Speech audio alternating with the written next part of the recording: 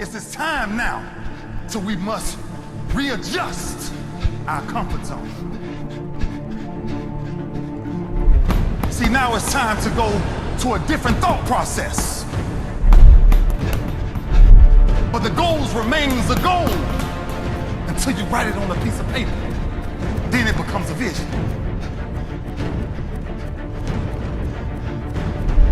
What is the vision? Because the only reason I'm here, the only reason we're here today is because of our yesterday.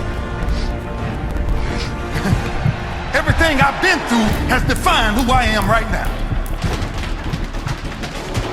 So what's the goal? What's the vision?